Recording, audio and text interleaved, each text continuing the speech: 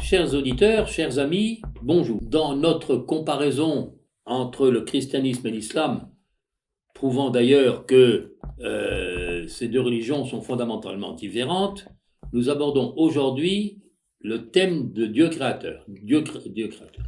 Le christianisme et l'islam proclament que notre univers a été créé par Dieu, qu'il est son œuvre. L'univers n'est pas le fruit du hasard, la nature ne s'est pas auto-générée.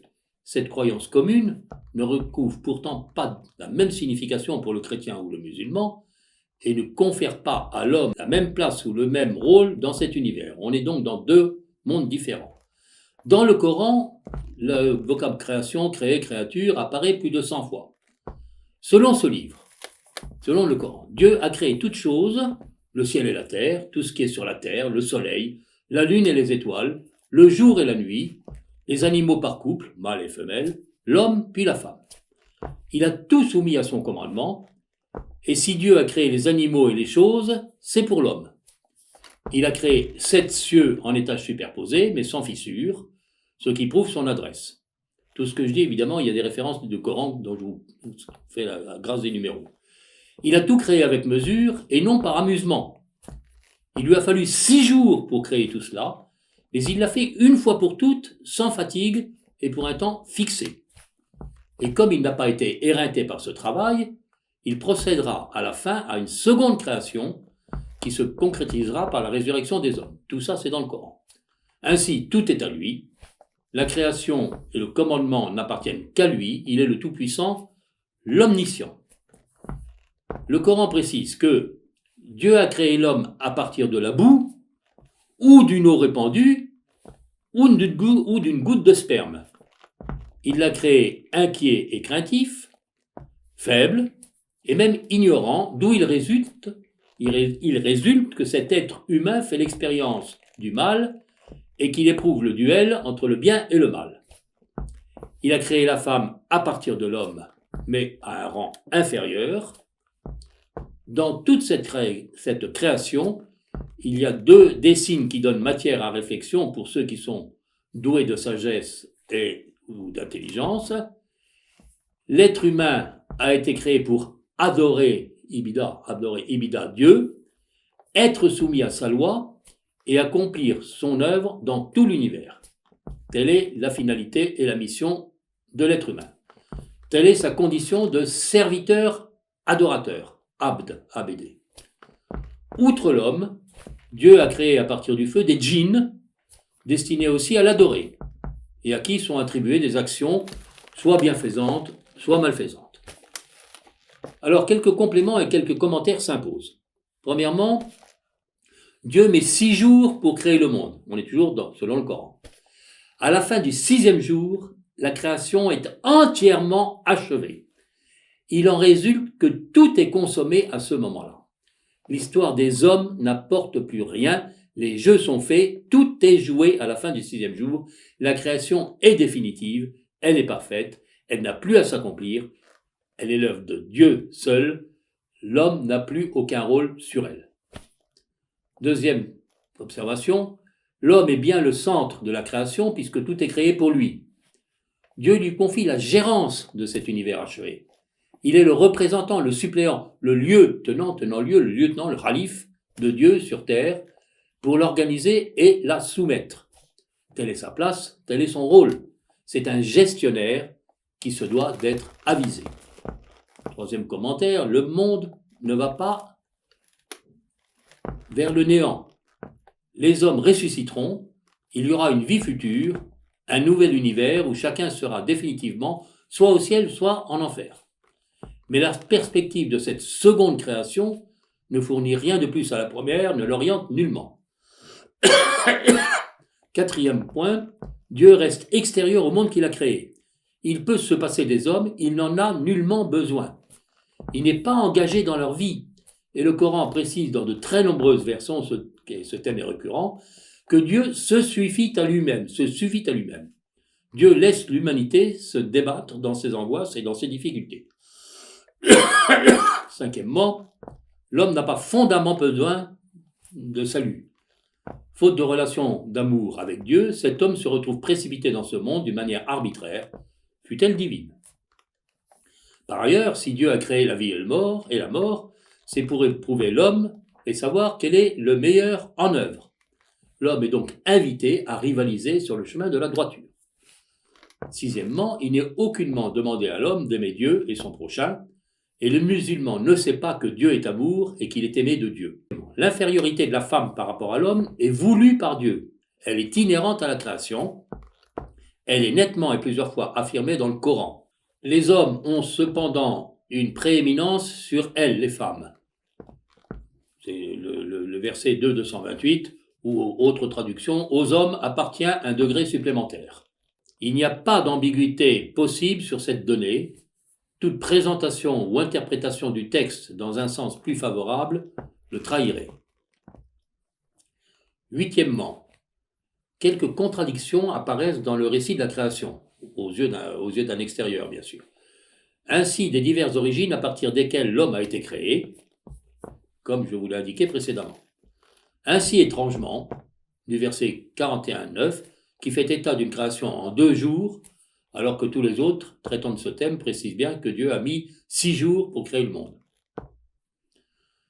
Neuvièmement, la notion de djinn est typiquement islamique. Elle n'apparaît pas et n'a aucun équivalent dans les écritures chrétiennes.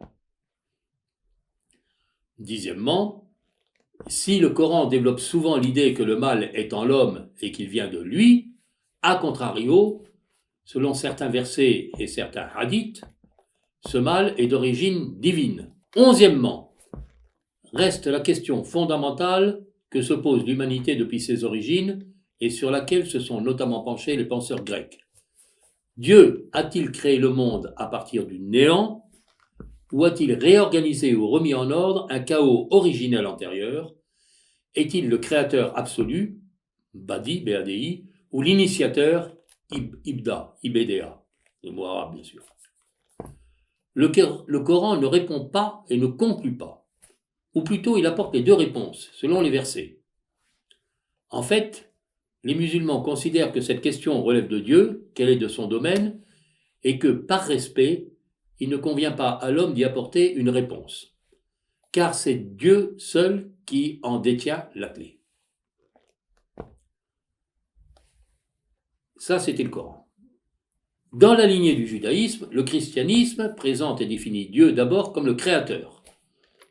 Au commencement, Dieu créa le ciel et la terre, premier verset du premier chapitre de la Genèse. Il confesse donc que Dieu a créé toutes choses, l'univers dans son infiniment grand et dans son infiniment petit est l'œuvre de Dieu. Le temps et l'espace sont création de Dieu, rien n'existerait sans Dieu. Dieu crée tout cela à partir du néant, à partir du tohu et du bohu, dit précisément le 2e verset du premier chapitre de la Genèse, c'est-à-dire en hébreu, du désert et du vide. Alors cette information, elle était essentielle, car c'est en s'appuyant sur elle que le christianisme induit et peut proclamer la préexistence de toute éternité d'un Dieu qui est volonté, intelligence, sagesse, pensée, et qui crée l'unitaire avec un but bien défini et bien précis, dont l'œuvre est finalisée. Dieu a donc un plan, un dessein, lorsque, par une libre disposition de lui-même, il est créateur. Cette finalité de la création, c'est l'être humain. Tout ce que Dieu crée pendant les 5 jours précédant la création de l'homme, le 6e jour, est pour l'homme. L'être humain est le sommet de la création. Dieu crée l'homme à son image et à sa ressemblance. À son image, cela signifie que contrairement aux animaux, l'homme, créature douée d'intelligence et de volonté, est capable de connaître Dieu, de l'aimer et d'entrer en relation avec lui. Et à sa ressemblance signifie que, par sa réflexion ou son parcours spirituel et s'appuyant sur les dons naturels et sur la grâce surnaturelle divine reçue, il est destiné à être divinisé, c'est-à-dire qu'il est convié à partager la gloire de Dieu au ciel, à entrer dans son intimité, tout en conservant son essence d'homme. C'est la sainteté à laquelle tout homme est appelé. C'est là toute la dignité de l'homme. Le dessein de Dieu lors de la création est donc d'attirer l'homme vers lui, de lui faire partager sa gloire céleste et divine. Et si Dieu crée l'homme, c'est par amour. Le moteur de la création est l'amour infini de Dieu dans le christianisme. Car Dieu n'est qu'amour. Ce mot amour, qui revêt de nombreuses significations et qui est si galvaudé de nos jours, a ici un sens bien précis. Il s'agit de l'essence même de Dieu qui se donne entièrement jusqu'à mourir pour chacun de nous. C'est l'agapé des Grecs qui dépasse infiniment la philia, l'amour d'amitié, ou l'éros, l'amour entre un homme et une femme, que l'Église ne récuse évidemment pas en tant que tel, bien au contraire, mais dont elle condamne sa déformation destructrice, puisque sa fausse divinisation le prive de sa dignité et le déshumanise. Benoît XVI, encyclique Deus Caritas Est. La profondeur de cet amour agapé est inconcevable pour nous autres êtres humains. Il dépasse tout ce que l'on peut imaginer. Il promet l'infini et l'éternité. Il est permanent et définitif. Il s'adresse individuellement à chaque homme sur terre, à chacun de nous, qu'il comble de manière unique. Il est don absolu de soi-même pour le bien de l'autre. Il est renoncement qui peut aller jusqu'au sacrifice. C'est qu'après la parousie que nous pourrons en saisir l'étendue, lorsque justement ceux qui l'auront mérité auront été intégrés au Christ amour. Dans ce sens, le concept d'amour n'existe pas dans l'islam. Toute la création est le signe de l'amour de Dieu. Dieu révèle sa nature même d'amour à travers toutes choses et notamment à travers l'homme qui est par excellence le lieu privilégié de la révélation de Dieu. Saint Thomas d'Aquin disait « L'être humain est la manifestation de l'être de Dieu ». Donc cette création n'est pas, comme dans l'islam, réalisée une fois pour toutes ni achevée, non. Elle se prolonge sans cesse, à tout instant, tous les jours, et ne se terminera qu'à la fin des temps. Elle est en évolution, elle est en devenir. L'homme est co-créateur. Dieu lui confie le soin de nommer les animaux.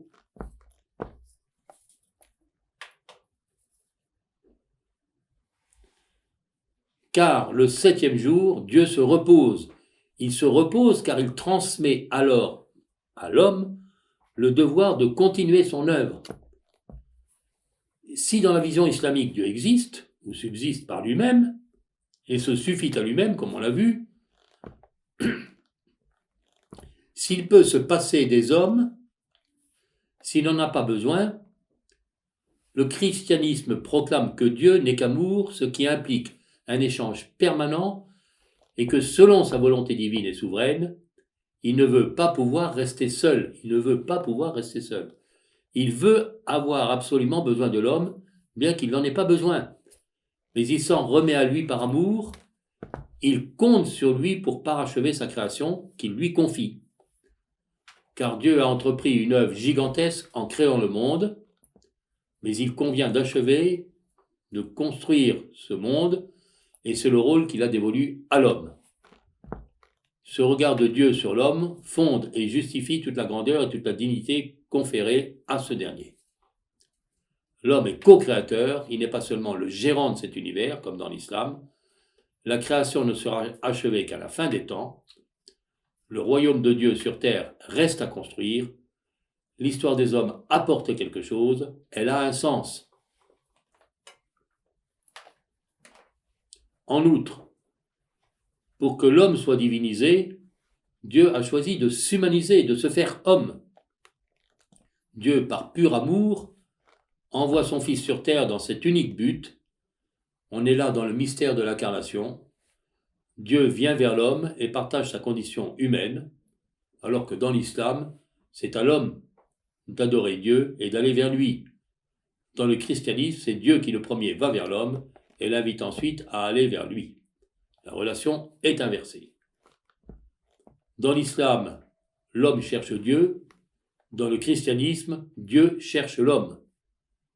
Dieu appela l'homme « Où es-tu » dans la Genèse. Et c'est bien là sa spécificité.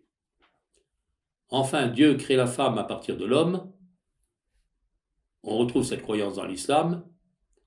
Mais selon le christianisme, Dieu les crée égaux en tant que personne et complémentaires en tant que masculin et féminin. J'aime beaucoup cette formule.